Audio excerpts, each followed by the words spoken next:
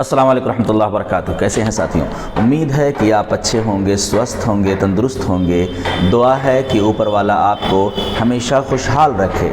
दोस्तों, डेमोक्रेसी कहिए या लोकतंत्र कहिए या फिर जमहूरियत और लोकतंत्र बहुमत के सिद्धांत पे काम करता है।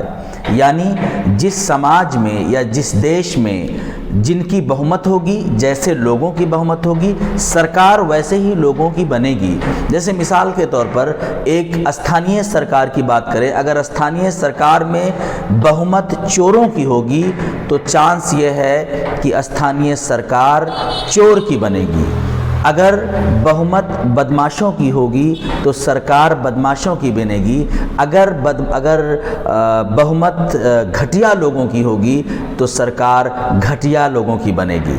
इसमें कोई दो राय नहीं है। इसीलिए कहा जाता है कि कई बार डेमोक्रेसी इतनी सूटेबल होती नहीं है, इसलिए कि बहुमत किसी की भी हो सकती है और जिसकी बहुमत होगी उसी की सरकार होगी।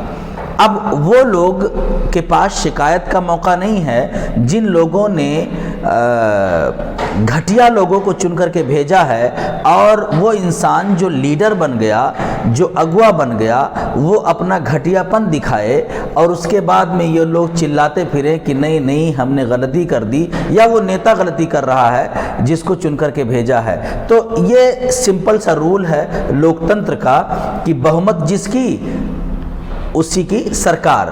बहुमत अगर बदमाशों की है तो सरकार बदमाश की बनेगी।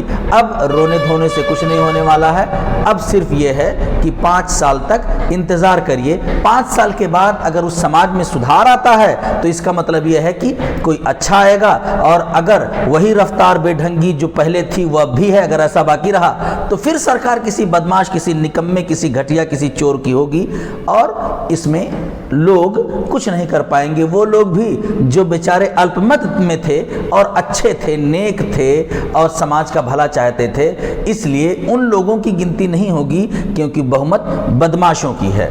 उम्मीद है कि आप समझेंगे और हम लोग सबको समझने की ज़रूरत है। ऊपर वाले से दुआ है कि हमको सही समझ दे। अस्सलाम वालेकुम रहमतुल्लाहि व बरकातुहू।